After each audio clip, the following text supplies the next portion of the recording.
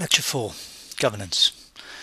This lecture explores the idea of governance in a little more detail and determines that it may be considered as necessary on a number of different levels. Indeed, governance is closely related to leadership and may be considered as the opposite side of the same coin. Leadership and governance are intrinsically linked, and such will be rendered explicit in this and the following lectures. Slide 2. Governance. There exists a number of different interpretations of governance, and it has emerged as an umbrella term for a variety of phenomena. Indeed, the term is used to explain phenomena in areas such as public management, policy networks, economy coordination, corporate governance, as well as themes relating to the EU and international arenas. Furthermore, specific governance arrangements exist which relate to hierarchies, markets, networks and communities, each of which provides direction for society and the economy in specific ways. Hierarchy governance is illustrated through the state structure and is closely linked with the idea of democratic government. Market governance comes under two headings, which involves the invisible hand and resource allocation. The former employs self-interest and the individual actions of consumers, etc., while the latter relies on overarching policies to ensure efficiency. As network governance involves a number of actors that include interest groups, policy making, institutions such as Parliament or the Commission in the EU or World Bank in the international environment. As community government reverts to issues such as Rousseau's general will, see the social contract for further regarding the general will or the will of all, and questions whether government is necessary at all. Indeed, some consider that communitarian governance involves a compromised position between authority and the market models of governance. There are levels of governance. One may argue that governance is more about process and outcomes than formal institutional arrangements. For instance, the idea of steering and coordination is a central theme in governance. This can be in terms of the state, sector or economy. Following the Westphalian Treaty in 1648, national sovereignty determined the legal basis of states in terms of the divine right of kings and later more constitutional-based social contracts. As noted, we will investigate the social contract in a little more detail in a later lecture. So in the 21st century, states no longer have a monopoly of sovereignty, and the modern state has given sovereign powers to international, supranational and subnational institutions, as well as free market forces. Multi-level governance. Governance can benefit from a two-way decision-making procedure, as well as interaction between levels in terms of learning or lesson drawing, learning from other states and all levels of governance procedures, through the exchange of ideas, experiences and information. In this context, governance needs to support local and subnational and regional policies. Governance involves interaction between international and supranational institutions, the state, civil society, local communities and individuals. Governance transcends and encompasses the state. The state is made up of public and political institutions and the private sector, industry, manufacturing, services, etc. Furthermore, the private sector is part of the civil society, which encompasses companies, individuals and groups. Indeed, in this lecture we deal with globalization, European and domestication in relation to the international EU and national domains in the context of governance. Consequently, governance encompasses a range of theories including functionalism, federalism, realism, intergovernmentalism and neo-functionalism, as well as Europeanization, globalization and domestication. However, we will concentrate on Europeanization, globalization and domestication in relation to the nation state. Global governance. Globalization involves a number of different interpretations. See Giddens 1999, Habermas 2006, Hay and Marsh 2000, Held et al. 1999. Some argue that globalization is nothing new, that the trials and tribulations of today's economy are not that different from previous times. Others argue that globalization was a new phenomena, and had developed a global marketplace indifferent to national borders. See Held and McGrew 2003 for an overview of these perspectives. They argue that through globalization, national sovereignty dissipates and politicians lose influence. Furthermore, left-wing skeptics argue that globalizations incorporate a free market ideology which looks to the dismantling of welfare systems. The central question involved the demise of the nation state and whether a form of globalization that through this demise wreaks havoc on local society and culture can be brought under control at the supranational and or global level. See Habermas 2006, page 73. This form of globalization is interpreted as global capitalism through the power of markets, efficiency, drives and profit maximization. Are nation states beginning to lack the ability and means to manage the creation of welfare policy through democratic functions and dynamics? Have global variables undermined the nation state, and if so, can the nation state evolve and ensure democratic self-transformation is extended beyond the nation state? See Habermas, 2006, page 74. European governance. In assessing the distinction between European and global governance, or Europeanisation and globalisation, this study considered that Europeanisation, unlike globalisation, walks on two legs: market efficiency and political voluntarism. See Verdier and Breen, 2001, page 232. Globalisation pursues market efficiency, which involved decentralising and deregulating. This is what Streeck and Smith in 1991 labelled negative integration, or the practice of striking down national regulation without replacing it with supranational governance. Globalisation involved the dismantling of governance, whereas Europeanisation incorporated the replacement of one form of governance with another.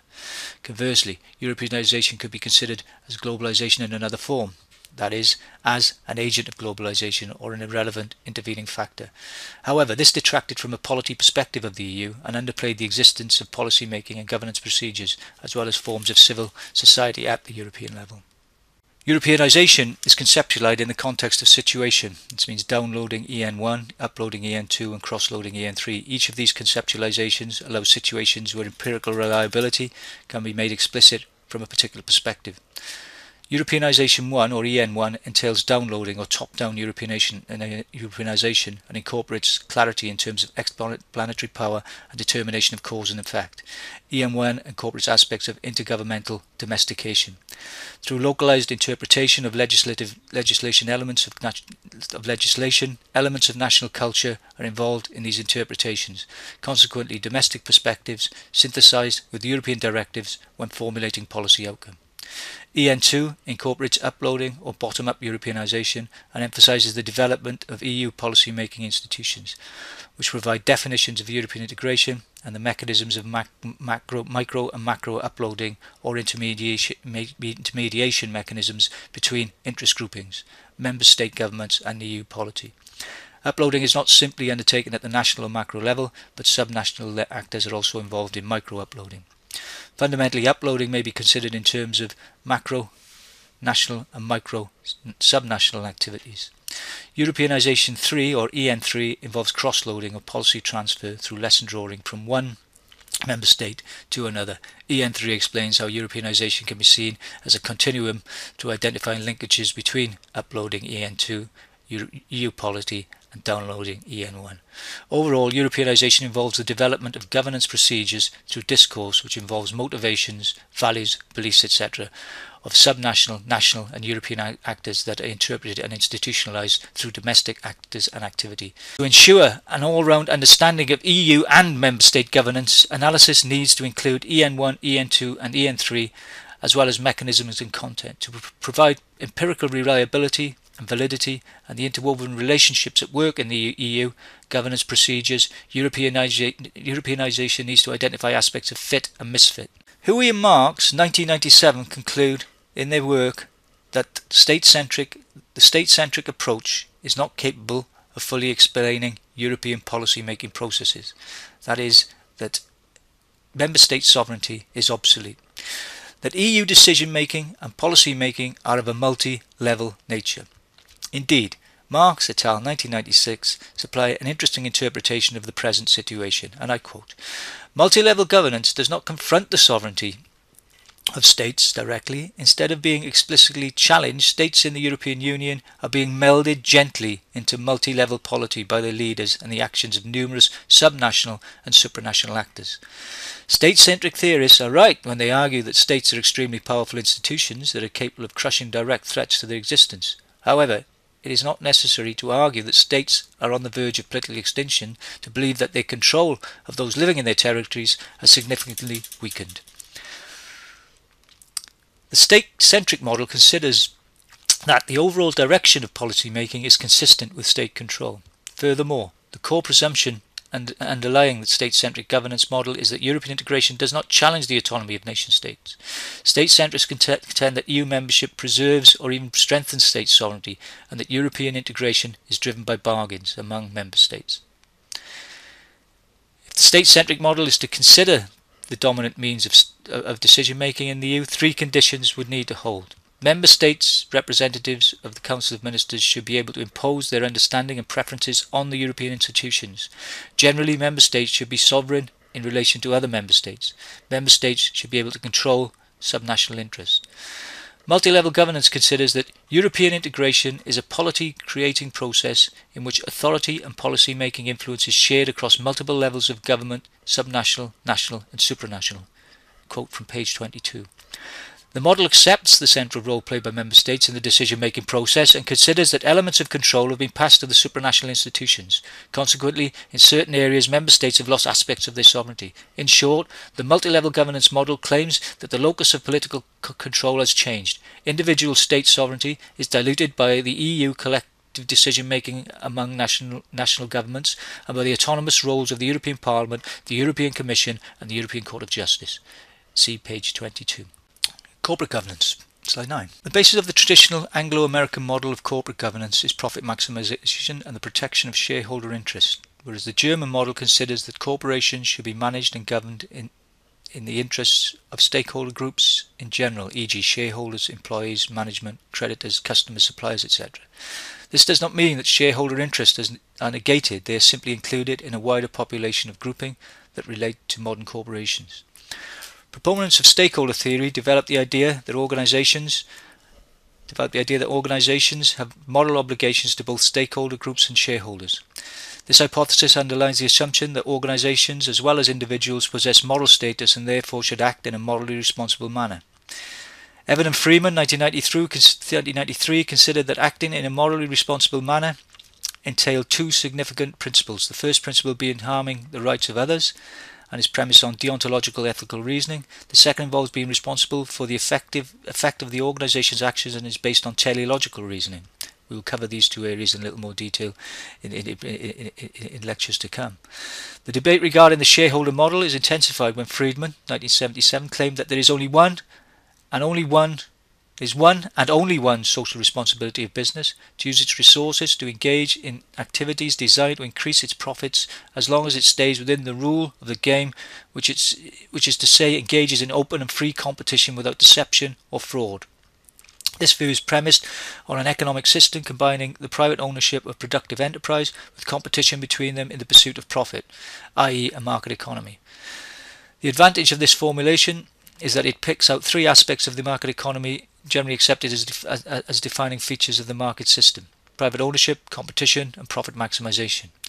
Profit maximization is the offspring of a market system governed by the price mechanism. Implicit in this model is the belief that individual entrepreneurs' profit maximization improves the overall economic welfare of society. However, this interpretation of shareholdership is sometimes lost, and the conventional model of the corporation in both legal and managerial forms failed to discipline self-serving managerial behaviours.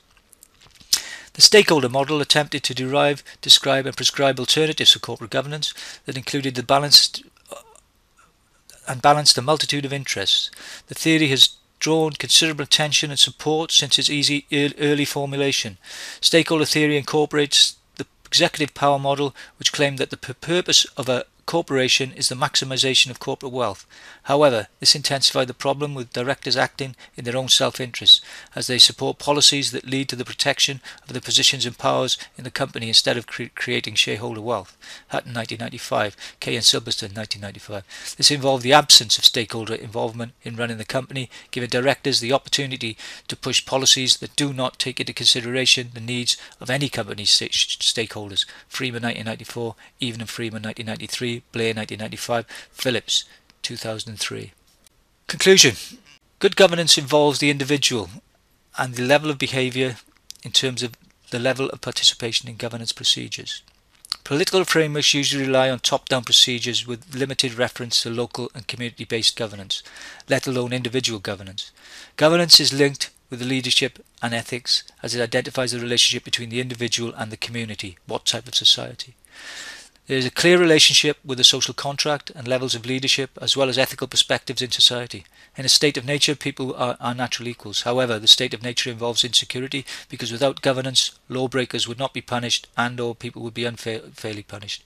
Consequently, to ensure security, individuals transfer authority to a sovereign body for protection. This has been labelled a social contract. Such a contract can be entered into at each level of social existence. There are a number of questions I would like you to revisit following this lecture, and we covered them initially in the introductory lecture of the module. I would like to identify examples of self-governance and reflect on times when such was required by yourself. How does this relate to ethical behaviour, and how may governance be achieved in an international context? Actually, it's the second question that you really should concentrate on following this lecture. Maybe we will revisit the first question again when we talk of the categorical imperative.